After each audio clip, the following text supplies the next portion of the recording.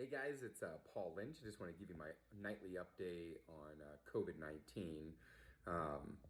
I want to start tonight just to tell you guys kind of a funny confluence of events. Ever since I went to New York and volunteered in the ICU, I've been posting, and mostly I've got just amazing, wonderful comments from so many of you guys who've supported me throughout this. And I've commented in the past that every nurse in the United States should get what I get. I mean, I get home at night and I check my comments and I have 100 people telling me how wonderful I am. And, if every nurse and every MA and every doctor that was fighting on the front lines got that, I think we'd see a whole lot less PTSD. It really has encouraged me and helped me through this. But yesterday was a different event. I guess 2 days ago now, I posted a video, kind of impromptu. About 15 people had sent me messages asking me to address the Plandemic movie. And so I did. I kind of threw it together at the end of the day and I posted it. And normally I started off just posting to Facebook, but I started posting to LinkedIn a couple of weeks ago. But LinkedIn is kind of hard to use and you can't do videos over 10 minutes. And many of you know I like to talk and talk. So I started uploading to YouTube so that I could then post it to LinkedIn. So kind of what happened yesterday was, or 2 days ago, I guess it started, or maybe yesterday, I don't know. But I posted it to YouTube, and about the same time I posted my video to YouTube, YouTube took down the original video. And so all the people that were going to YouTube to see this video made by Dr. Mikovits, instead they were seeing my video. And so the people coming in to look at it really were bought into this concept of a global conspiracy, and instead they were finding me. And so it was kind of this confluence of events where over the last 24 hours or so, I've got like 50,000 views on this video, and people hate me on YouTube right now. The comments they're saying and the meanness they're saying is just, it's kind of crazy. And I would just say, luckily I have a kind of good self-confidence, or it would have been tough. I actually want to read you a few of these comments because it's I would say funny. It's kind of sad actually, but I want to read it to you. It kind of shows you what happens sometimes when you try to stand up and do what's right and speak up. So these are a few of the comments. You should try being informed instead of just opinionated. I don't trust a guy with a bohawk, a balding mohawk. That's kind of funny. Definitely can't trust you, dude. It's impossible to listen to you talk. My wife says the same thing actually. I'm done with you. You're just kidding. She does not actually say that. I'm done with you. You're as worthless as the media. Dr. Mikovits is trustworthy. You are not. I'm spitting on your face for this video. The sad thing is people actually trust you to give an educated opinion or something you only gave 1 hour looking at. You're a paid shill for the CIA. I don't trust you. Loser! Those are 3 exclamation marks. So that was my 3 exclamation marks voice. That's not even what the message said, idiot. You're a simpleton.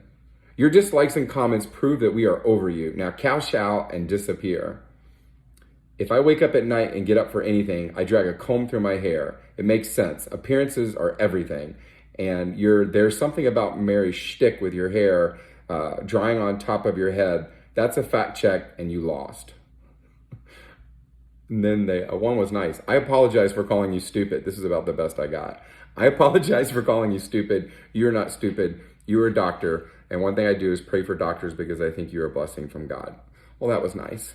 So, it was a pretty negative reception on YouTube in my video. And I wanted to take this opportunity. Well, actually, I think I'll have Conor McGregor say it for me. I just want to say from the bottom of my heart, I'd like to take this chance to apologize to absolutely nobody. I'm totally kidding, by the way. I love that video, and I thought it was funny to put in here.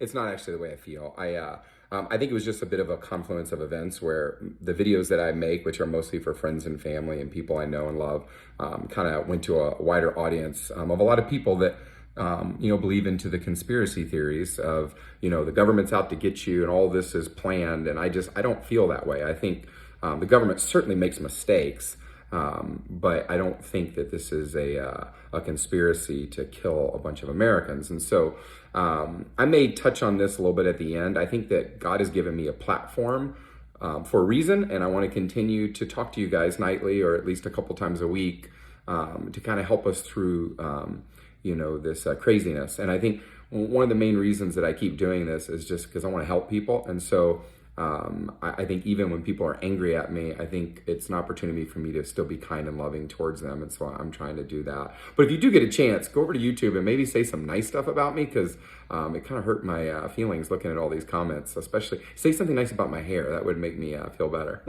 I'm going to jump into the teaching today. I spent a lot of time on this today, and I hope that you guys and even the YouTube crowd will like what I taught today. I spent some time really looking at death rates. So let's jump into that. Okay, for the teaching session tonight, I want to talk about kind of what's going on in the world. And I haven't given really an update on the numbers in about a week. So I wanted to kind of dig into where we're at today. So for overall cases, and I went to worldometers.info for this. I've posted that in the past, but if you need a link, just feel free to email me and I'll send it to you. Looks like worldwide we have 4 million reported cases and 275,000 death rates. Now, I'm going to talk a lot about death rate tonight because I want us to start to dig down on this and think about it in terms of absolute death rate and also deaths per million is the way I want to teach tonight. So this 275,000 death rates works out to about a 7% death rate. Now, I've seen lots of videos circulating around saying 98% of people will recover from this. That may ultimately end up being true once we get the true amount of cases. But based on what we know right now, the death rate is 7%, which is just incredibly high and should be grabbing all of our attention. Let's dig into what's going on in the United States. We have 1.3 million cases and 78,498 deaths, which is just a mind-boggling number. I continue to see people and conspiracy theorists talking about how this is the same as the flu. But at this point, in just about 45 days, we've lost almost 80,000 people. This is unlike anything we've ever seen. Before I dig more into the United States, I wanted to take a minute and go back and look at the Sweden story. I talked last week when I was doing the video about the misinformation being circulated by the Bakersfield doctors, that they used Sweden and Norway as an example of showing it was the same between these two countries. But I've been looking at Sweden and Norway for some time to see how different it was. Just as a review, Norway locked down very early before they even had one reported death. And Sweden, on the other hand, has taken more of a herd immunity approach. And now about a month in, we can start to see what's going on. Sweden is up to 3,175 deaths. And tonight, I really want to talk about this concept of deaths per million. And so if you look at Sweden, they have 314 deaths per million. And their death rate, if you look at the amount of cases in the country, or the deaths in the country, divided by the amount of cases, their death rate's at 13%. Almost double the worldwide number. Now, I will say, to be fair, they're taking a very laissez-faire approach to the coronavirus, so it is possible they have a whole lot more cases than that, and so their death rate probably is not 13%. But that being said, the way it stands right now is they certainly have 314 deaths per million. Well, what's going on in Norway where they locked down early? Norway is still sitting at 218 deaths, which works out to an incredible 40 deaths per million. So if you look at the Sweden experiment versus the Norway numbers, it looks like Sweden has had 8 times as many deaths on a per capita basis. That's up from 5.5 times is what I reported just a week ago. And you should expect these numbers to continue to rise if you follow it. So let's jump in a little bit into what's going on in the United States. In the United States, I like to track confirmed cases per day and confirmed deaths per day as my primary metric on determining whether or not we should reopen the country. And neither of these are tracking in the direction that we want. And what I mean by that is, let's start with confirmed cases. We first passed around 30,000 cases per day about 5 or 6 weeks ago. And so if you look at the numbers yesterday, we had 28,369 cases reported in the last 24 hours. I wanted to kind of ask the question, are we bending the curve? Is that going down? Are we seeing a decrease, which would justify reopening America? And so what I did was right on the Our World in Data website, there's a button that says download, and I downloaded the data. This was quite easy. It popped up in a window, And then I sorted, and I basically looked at the first day they crossed 30,000, and then looked at that over a 5-week period. And if you look at the last 5 weeks, we've averaged 28,898 cases per day. And if you look at today, it was at 28,369. So we're right on the average today that we've been at for the last 5 weeks, which makes sense. We've been shut down for 4 or 5 weeks now, and we've been able to maintain 28,000 new cases per day. But is that a good thing? Well, no. The 28,000 cases are equating to around 2,000 deaths, and it's almost like clockwork. It works out to about 6%. Every day we clock 28,000 cases, and every day we register about 2,000 deaths. And this is the same trend that you'll see in the data on deaths. So here's today's number. We had 2,239 deaths in the United States. It's like waking up every morning and hearing that 9/11 happened again. There was about 2,800 deaths at 9/11, and it was a national tragedy. Or we're living that national tragedy every single day for the last 4 weeks. And so we've actually been over 2,000 deaths 3 days in a row, and we've been over 2,000 deaths for 8 of the last 11 days. And so that's kind of our number right now, is we're going to register around 28,000 cases per day and about 2,000 to 2,200 deaths per day. Matter of fact, I did take the data here. I coalesced it again. Very easy just to download it right from our world in data. And it looks like 2,100 is the average amount of deaths over the last 4 weeks. And so we really haven't gotten away from that number. Now, it hasn't kept increasing, so that's a good thing. But the caution that I would give to anyone listening to this and leaders, whether it's in your business or in your state government, we have leveled off at around 2,000 deaths per day, or 2,100 in this case. The question is that acceptable? And what will happen when we open back up society? And I think what math and what science would say is that this number will go up. It will go up from 2,100. And the question is, at what point does it start to overwhelm hospital systems? Is it at 3,000 or 4,000? But we should expect this number to go up if we're going to reopen the country. So I wanted to dig into this concept. I've had a couple of questions that have been sent to me. Hey, I live in the West. I'm in California, and I'm not seeing deaths. This seems to be a New York problem. Or another version of it would be, hey, we're in Oklahoma. We're not really seeing much COVID here. This seems like a conspiracy. Is this for real? And so I wanted to kind of hover up and look at the United States as a whole. And I want you guys to follow me through this because I think you'll find this interesting. So I started with the data on Our World in Data, and I copied and pasted all of it, and I put it in an Excel spreadsheet.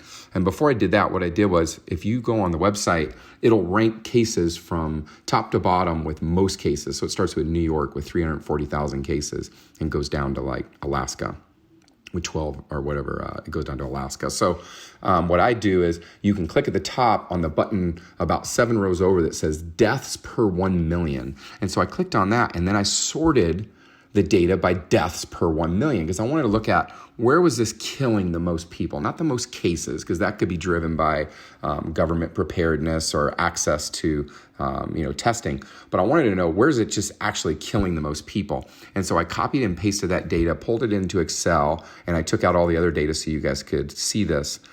In New York, 1,367 people are dying per million. That's a pretty big number. And so these are the top 10. And if you look at it, what's the trend that you see occurring here in the top 10 states with the highest death rate per million? Well, it's New York, New Jersey, Connecticut, Massachusetts, Louisiana, Michigan, District of Columbia, Rhode Island, Pennsylvania, and Maryland. What jumps off the table at me is that this is the eastern United States. 8 out of these top 10 highest death rate states are in the East. And so I started wondering, is this a New York effect, or is this a geographical effect of the virus starting in the East and moving its way west? Now you might say, well, that can't be true, Dr. Lynch. That one of the first cases of the first outbreaks was in Washington. But what I'll propose to you today, and I want to try to prove to you in the data, is maybe Washington was an outlier. It started in a nursing home and a lot of people died, but they got it under control quickly, and it didn't match widespread virus in the community at that time. I think what the data is actually showing is this started in the east and has been moving its way west. And I want to dig into that and see if I can't convince you.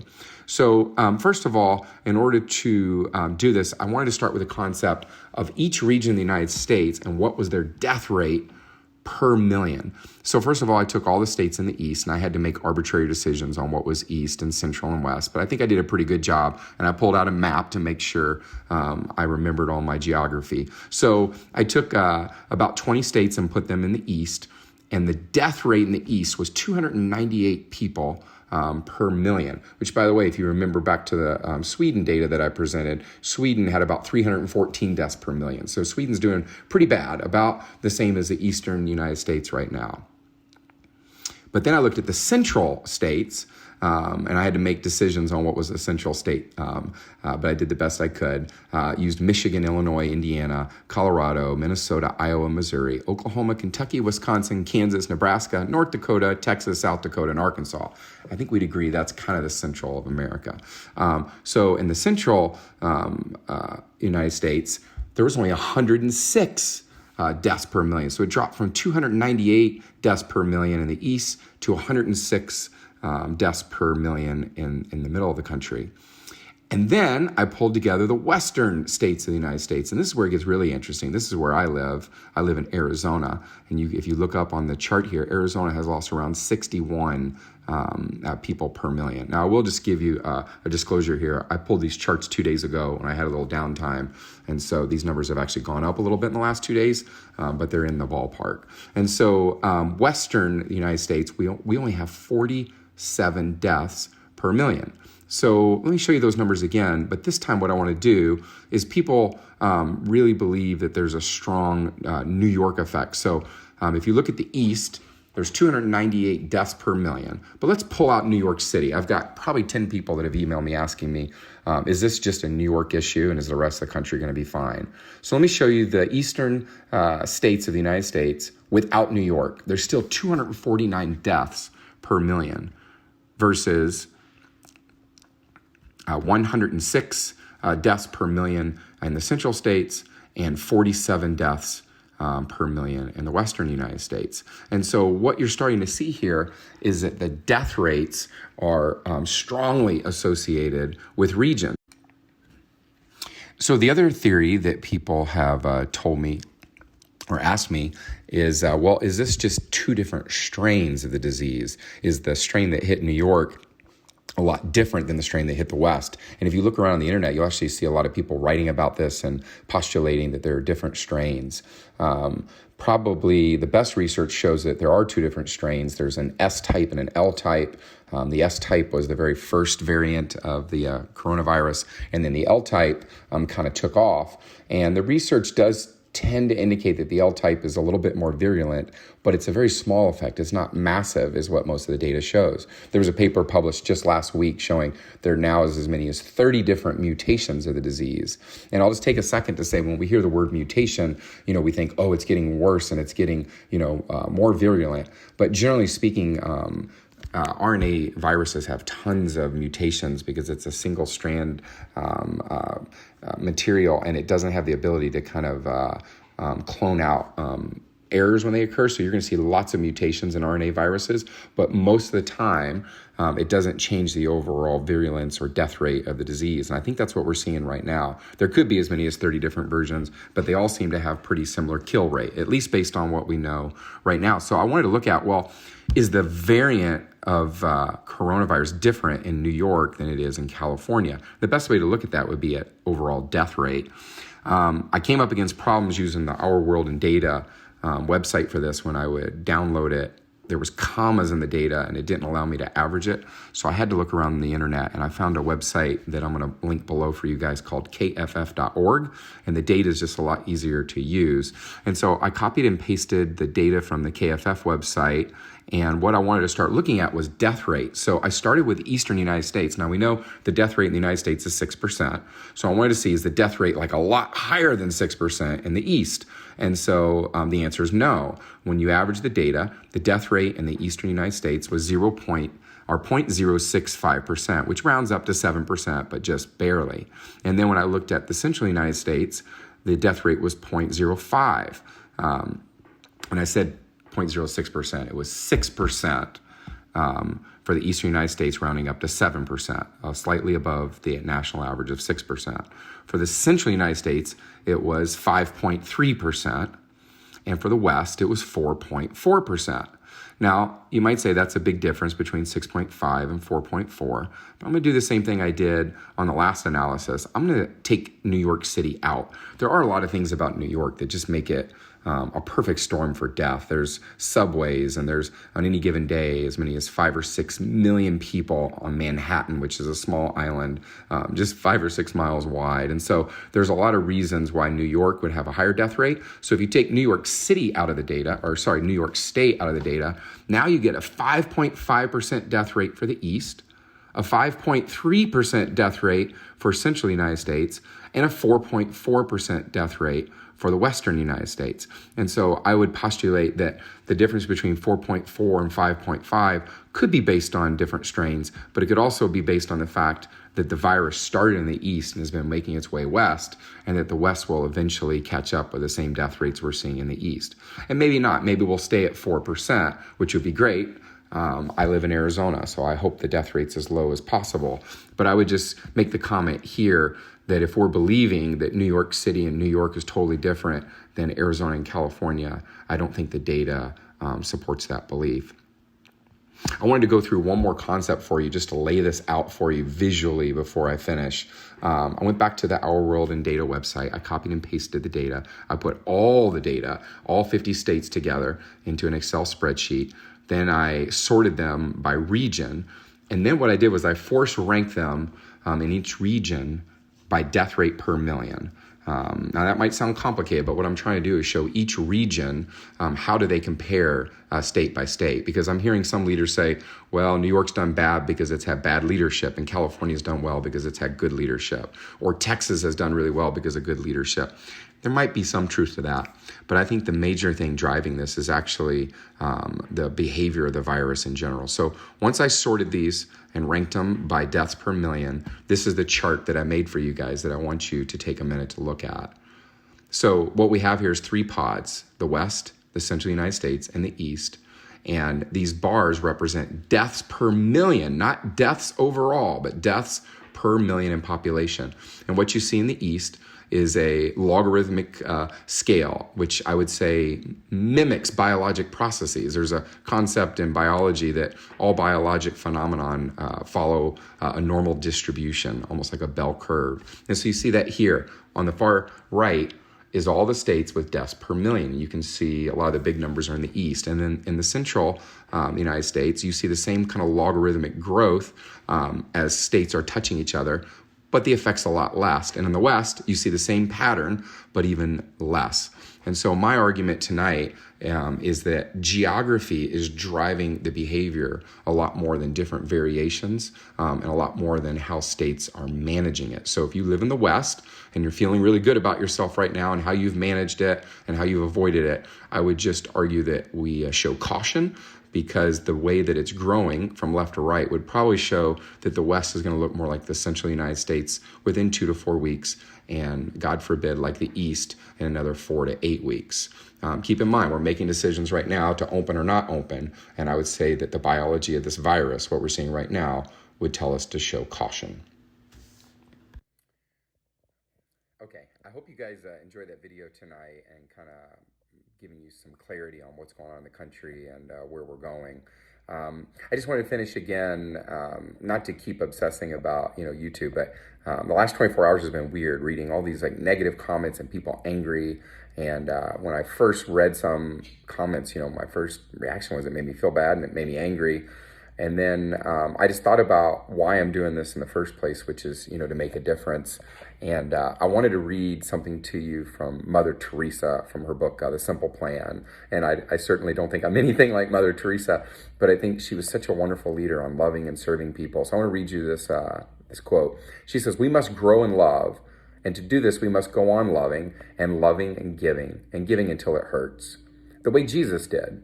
Do ordinary things with extraordinary love. Little things like caring for the sick and the homeless, the lonely and the unwanted, washing and cleaning for them. You must give what will cost you something. This then is given not just what you can live without, but what you can't live without or don't want to live without, something you really like. Then your gift becomes a sacrifice, which will have value before God. Any sacrifice is useful if it is done out of love. This giving until it hurts, this is the sacrifice, is also what I call love in action, Mother Teresa. So I thought about Mother Teresa and just her loving, serving kind of nature. And, when people were attacking me, I did the very best I could just to be kind to them and nice to them. I find, I was a psychology major and undergraduate, and I find when people are bullies or angry or mean, there's usually something going on in their life that makes them feel bad about themselves. And so I've actually tried to take the last 24 hours to be kind and loving to people that are attacking me.